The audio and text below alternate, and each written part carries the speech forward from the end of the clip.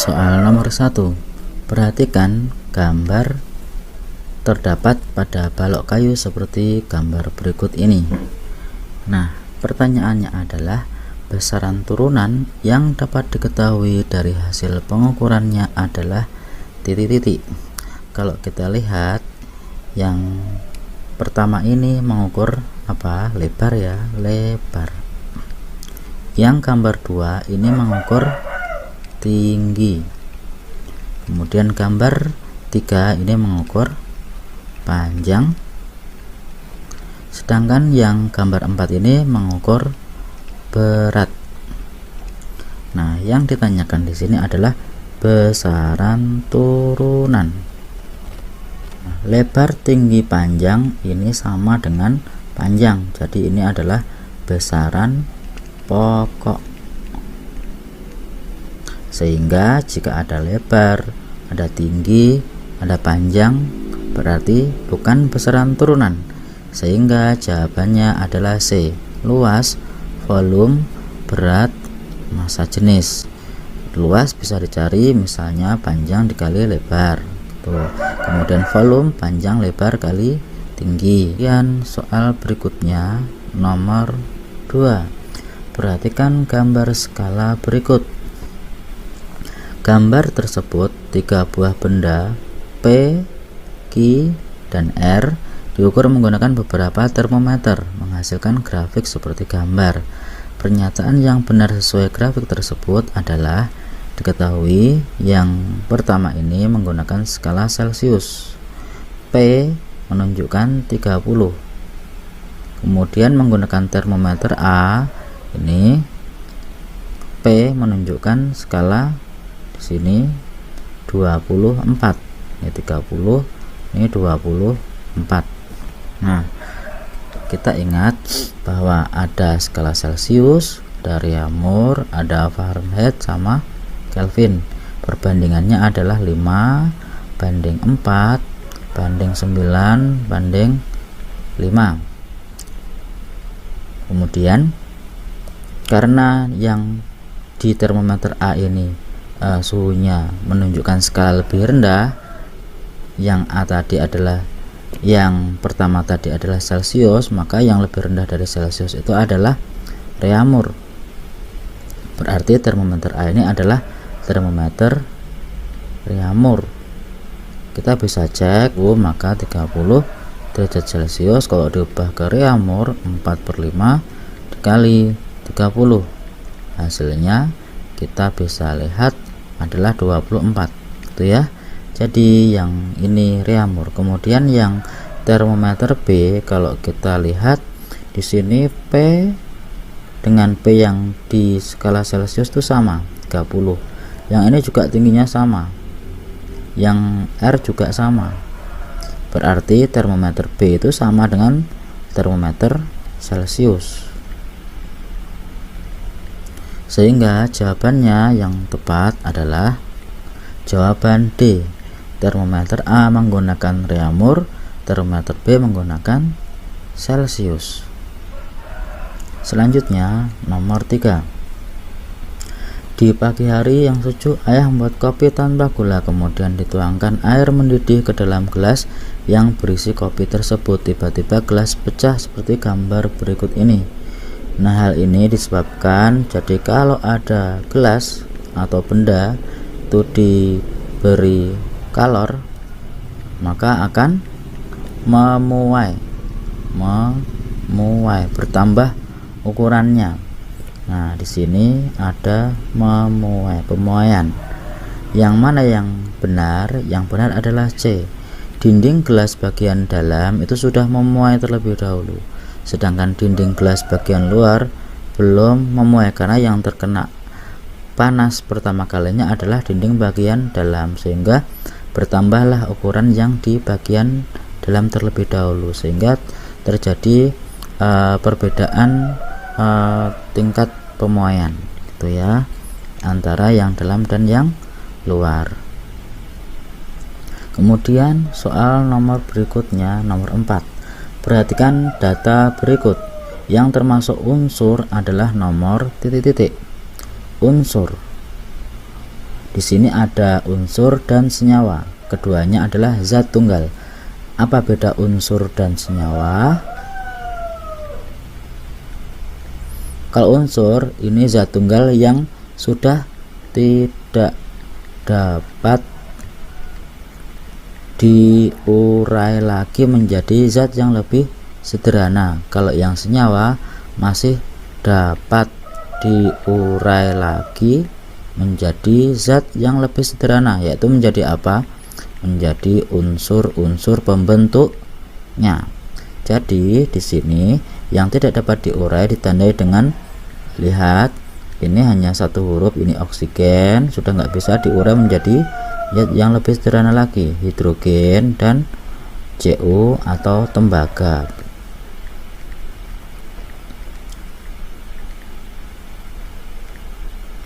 Kalau H2SO4 ini asam sulfat, ini adalah senyawa karena masih dapat diurai menjadi, bisa ada H-nya, ada S-nya, ada O-nya, begitu ya. Jadi ini masih bisa dapat diurai. Ciri-cirinya adalah terdiri atas beberapa unsur. Yang ini juga Na sama Cl masih dapat diurai menjadi Na sama Cl, sehingga yang termasuk unsur adalah 1, 2, dan 3. Kemudian soal berikutnya, perhatikan gambar ini. Ada di sini terjadi peristiwa, ada perubahan fisika dan perubahan kimia. Jenis perubahan yang terjadi pada peristiwa tersebut yang benar adalah pernyataan nomor berapa? Kita lihat pernyataan nomor 1. Bata tungku menjadi berwarna merah membara. Perubahan fisika. Apa bedanya fisika dan kimia? Perubahan fisika ini tidak terbentuk zat baru, sedangkan perubahan kimia ini terbentuk zat baru. Jadi ini hanya membara. Setelah membara, nanti bata tungkunya menjadi seperti semula, tidak ada zat baru yang terbentuk. Jadi nomor 1 perubahan fisika benar ya. Kemudian yang kedua berarti salah. Kemudian yang ketiga, adonan tahu yang matang berwarna kuning kecoklatan, ada proses pematangan. Nah, berarti ini adalah perubahan kimia, betul. Kemudian yang keempat, mengaduk kayu untuk menggoreng menjadi bertambah panas, ini tidak terbentuk zat baru. Jadi ini salah, harusnya perubahan fisika. Jadi yang benar adalah nomor 1 dan nomor 3. Jawabannya adalah B. Berikutnya nomor 6. Sekelompok siswa melakukan uji asam dan basa dari beberapa larutan. Hasil uji dengan menggunakan kertas lakmus diperoleh data sebagai berikut. Ada 4 larutan PGRS. Kemudian dengan kertas lakmus merah dan lakmus biru menunjukkan perubahan warna seperti ini. Larutan yang bersifat asam adalah yang ditunjukkan oleh lakmus biru berubah menjadi berwarna merah. Jadi yang biru berubah menjadi berwarna merah. Tetapi lakmus merah tetap merah. Jadi P dan S, jawabannya D. Loh, ini kenapa lakmus merah jadi biru? Sebetulnya ini nggak bisa ya, merah jadi biru, biru jadi merah. Tidak akan ada larutan yang bisa mengubah kedua kertas lakmus sekaligus. Gitu. Untuk sifat basa berarti lakmus merah berubah jadi biru, yang air ini adalah basa. Selanjutnya nomor 7. Perhatikan komposisi makanan mie instan berikut ini. Di antara bahan-bahan tersebut yang merupakan bahan aditif alami yaitu titik-titik. Yang pertama, tepung terigu ini bukan aditif karena ini adalah bahan utama atau bahan baku atau bahan pokok. Biasanya kalau bahan utama itu jumlahnya banyak, sedangkan kalau bahan aditif itu jumlahnya sedikit. Minyak sayur juga bahan utama, jadi salah ya. Kemudian di sini yang bahan aditif adalah yang mana? Yang alami. Ada garam, ada bawang putih, gula, kunyit. Itu yang benar. 5, 6, 8, 9. Jawabannya D. Kita cek yang 3. Untuk yang tartrazin ini adalah aditif buatan, yaitu termasuk pewarna buatan. Salah ya, salah juga. Natrium benzoat ini adalah pengawet buatan. Oke, monosodium glutamat atau MSG ini adalah penyedap buatan. Oke ya, jadi salah seperti itu. Kemudian selanjutnya nomor 8. Keluarga Pak Ali hendak melakukan perjalanan ke Solo. Mereka menggunakan kereta listrik dari kota Jogja menuju Solo, berhenti di stasiun Solo Balapan. Jarak kota Jogja ke Solo adalah kurang lebih 62 km. Sebelum melakukan perjalanan, Pak Ali melihat jadwal perjalanan kereta seperti pada gambar berikut ini. Pak Ali memutuskan untuk menggunakan kereta bernomor 648. Jadi yang ini 648. Kelajuan rata-rata kereta yang ditumpangi Pak Ali dari Jogja menuju ke Solo kurang lebih adalah titik-titik. Jadi yang namanya kelajuan rata-rata V itu bisa dicari dengan membagi jarak dibagi waktu. Nah, karena opsinya di sini adalah dalam satuan kilometer per jam, maka kita bisa hitung V sama dengan jaraknya 62 km, waktunya dalam jam. Jadi di sini berangkat pukul 6.28, berangkatnya pukul 6.28, kemudian tibanya pukul 7.48, sehingga waktunya adalah 1 jam 20 menit atau sama dengan 1/3 jam. 1/3 jam, sehingga diperoleh 62 dibagi 1/3 atau 4/3 jam, atau kita balik 62 dikali 3/4, sehingga diperoleh jawabannya adalah 46,5 km per jam. Jawabannya B. Perhatikan selanjutnya nomor 9. Ada gambar 4 buah alat listrik. Alat yang prinsip kerjanya mengubah energi listrik menjadi energi panas adalah titik-titik. Jawabannya yang nomor 1 ini setrika, listrik menjadi panas, betul. Yang nomor 2 kipas angin, listrik menjadi gerak, salah. Yang nomor 3 ini ada bor, listrik menjadi gerak ya, jadi salah. Yang nomor 4 itu ada nanak nasi misalnya ini, atau pemasak sayur, di listrik menjadi panas, betul. Jadi jawabannya adalah 1 dan 4. B. Pula ditunjukkan pada gambar berikut, mulai dari titik A sampai ke titik G. Berdasarkan gambar, Suryo menulis beberapa pernyataan sebagai berikut. Pernyataan Suryo yang benar adalah titik-titik. Kita cek nomor 1. Energi kinetik bertambah saat bola melewati titik A menuju ke titik B. Dari A ke B. Ini energi kinetiknya bertambah. Betul ya.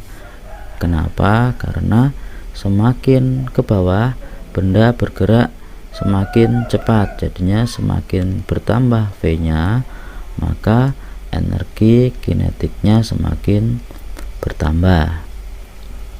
Yang nomor 2, energi kinetik berkurang saat bola melewati titik D menuju ke titik E. Dari D ke E, energi kinetiknya berkurang. Betul ya, karena kecepatannya kalau benda gerak ke atas semakin berkurang, sehingga energi kinetiknya juga berkurang.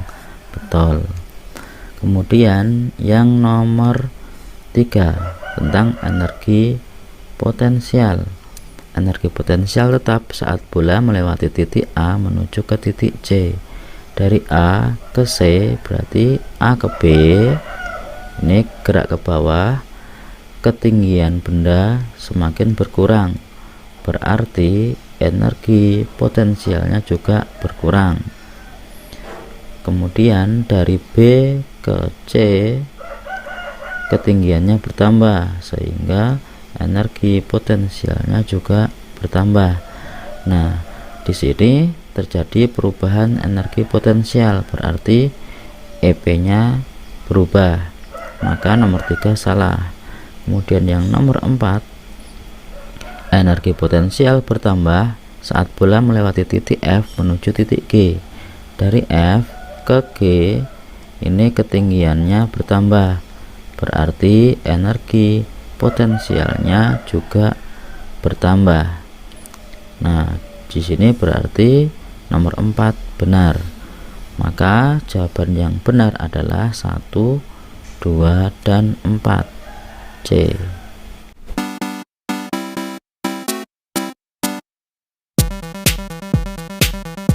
Nomor 11.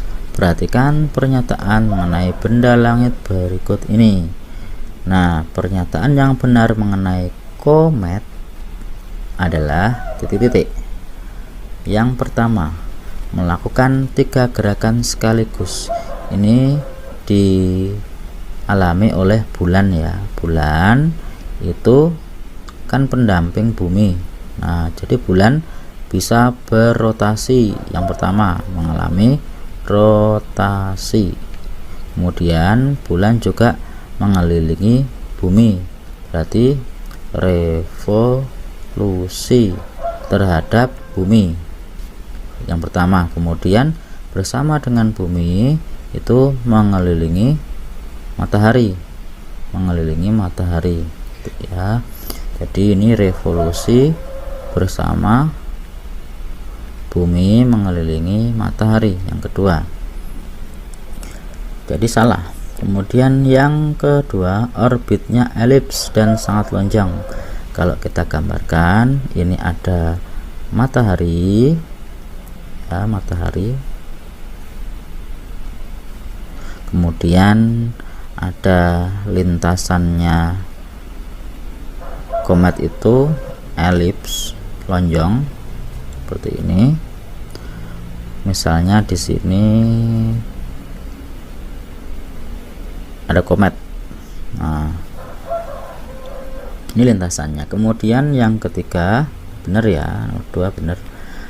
Materinya terdiri dari debu dan es ya. Jadi komet itu materinya terbuat dari debu dan es.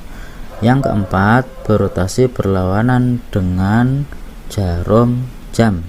Kita lihat ya, kita bisa tengok arah rotasi komet. Kita lihat di website deh.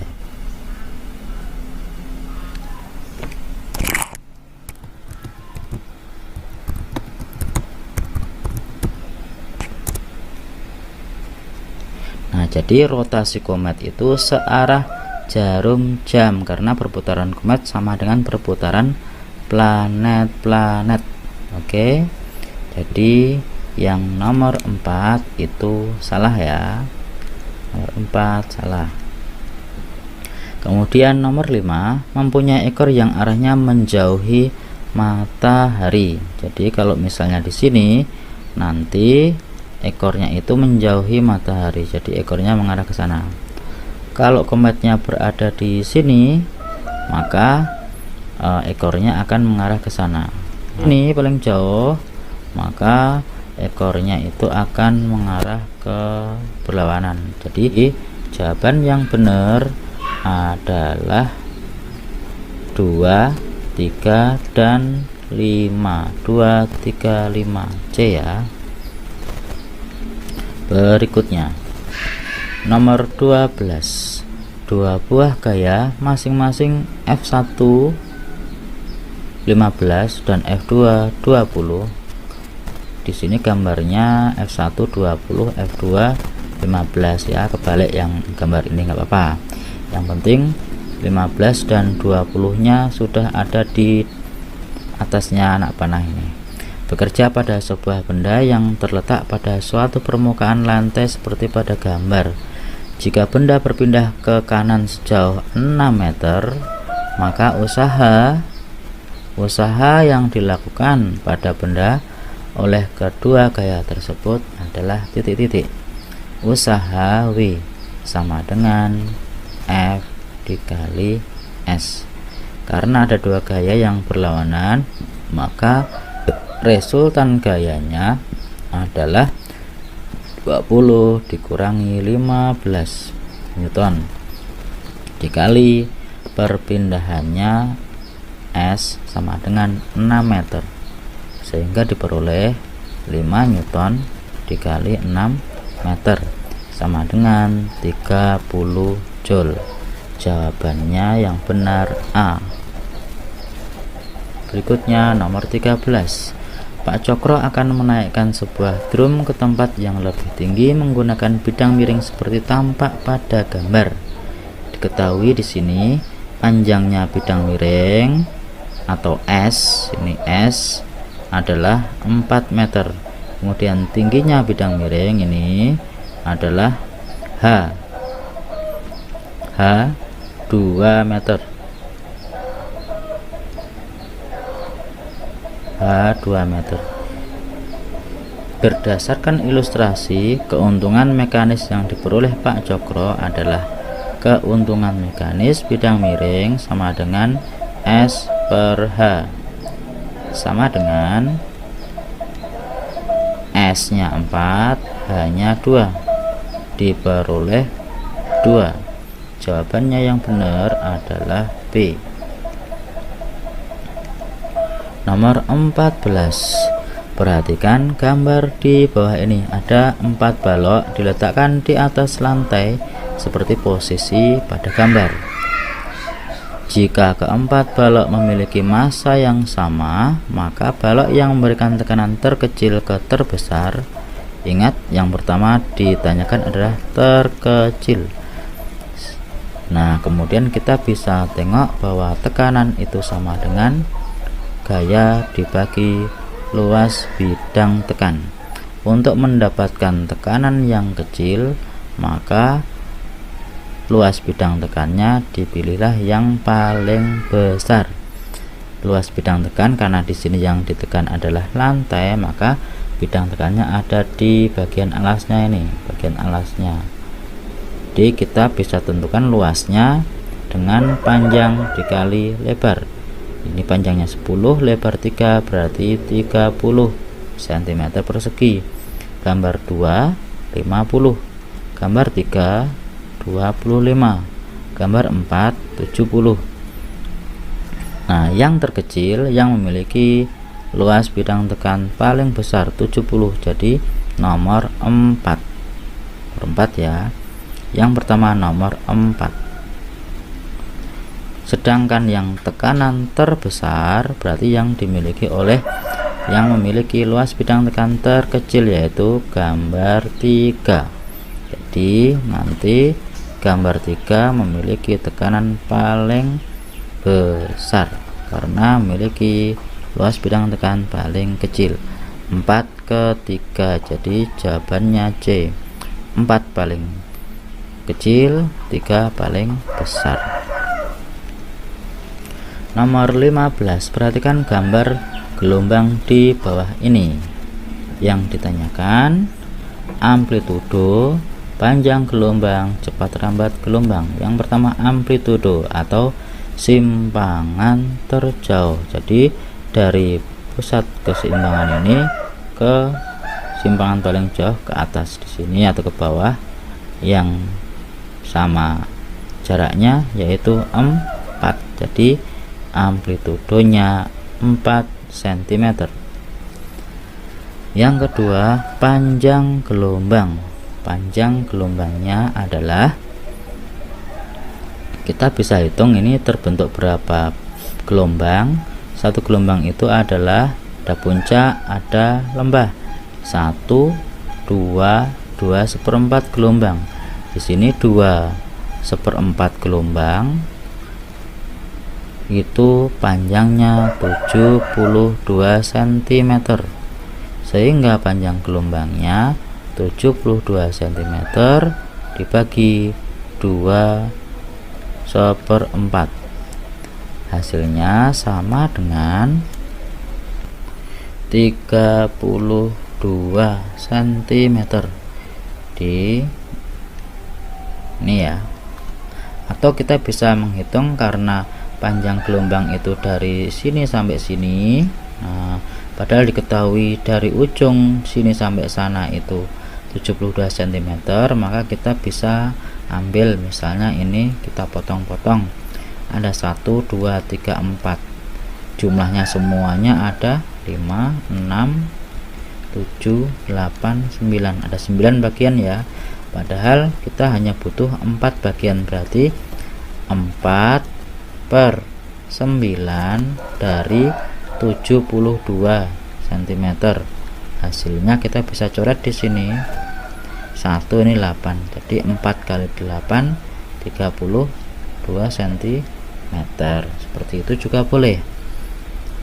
Nah, yang berikutnya menghitung cepat rambat gelombang. Saya hapus yang ini sudah ya.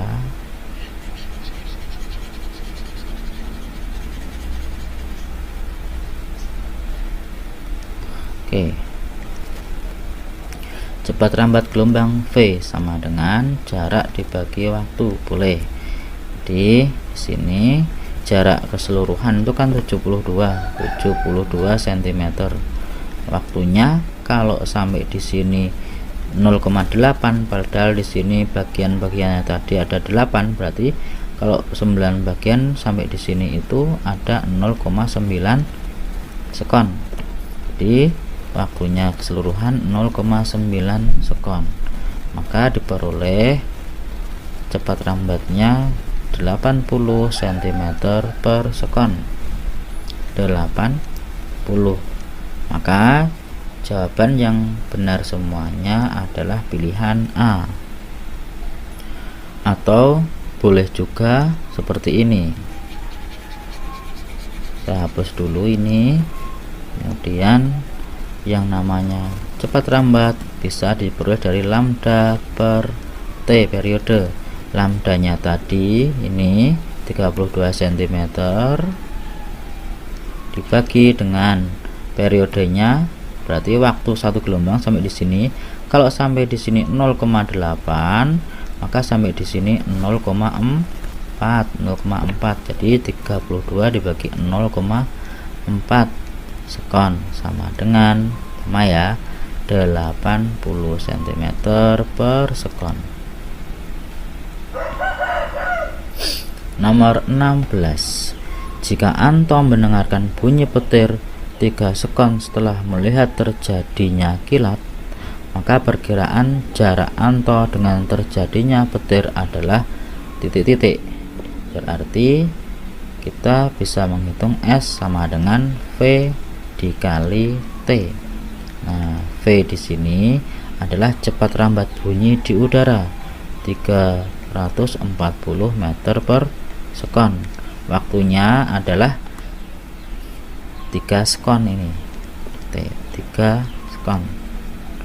Kita coret nih, sehingga diperoleh 340 dikali 3 sama dengan B 1020 meter. Soal nomor 17, perhatikan gambar berikut. Ada penggaris. Nomor 17, perhatikan gambar berikut. Ada lilin diletakkan di atas mistar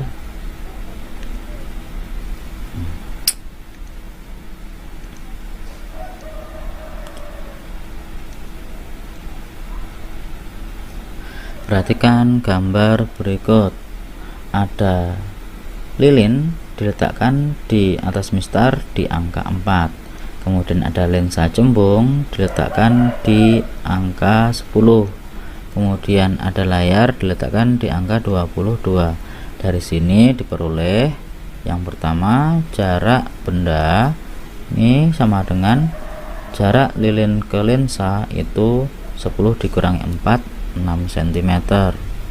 Kemudian jarak bayangannya ini dari layar ke lensa itu 22 dikurangi 10, 12 cm. Kemudian jika lensa cembung digeser pada angka 12, sini nanti ini geser ke sana. Agar bayangan terlihat paling jelas, maka layar harus digeser pada angka titik-titik. Nah, jadi kita hitung terlebih dahulu jarak fokusnya dengan 1/f sama dengan 1/6 ditambah 1/12 sama dengan, kita ubah per 12, 2 tambah 1 sama dengan 3/12. Jadi diperoleh jarak fokusnya 12/3 atau sama dengan 4 cm.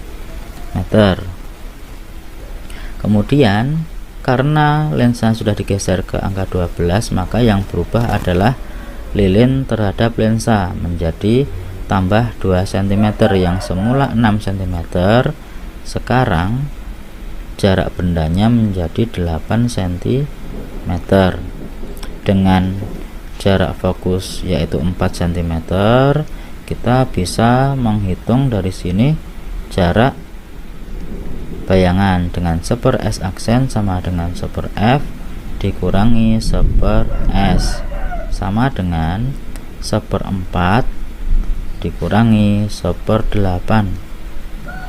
Kemudian 1/s aksen sama dengan, diubah dulu ke penyebutnya 8, 2/8 dikurangi 1/8 sama dengan 1/8, sehingga diperoleh jarak bayangannya sama dengan 8 cm. Jadi 8 cm itu diukur dari 12, berarti 12 ditambah 8 hasilnya sama dengan 20, sehingga diletakkan ke angka 20. Jadi ini digeser ke sini. Jawabannya adalah A. Selanjutnya nomor 18. Ardana melihat bulan purnama di malam hari nampak lonjong dan kabur. Jika mengamati gambar cahaya matahari pada kartu Snellen dengan mata kiri nampak kabur dan terjadi penebalan pada arah tertentu, nampak seperti gambar. Mata kiri Ardana mengalami cacat mata titik-titik. Nah, karena bulan itu jauh, maka ini karena tidak melihat dengan jelas, maka adalah miopi, rabun jauh.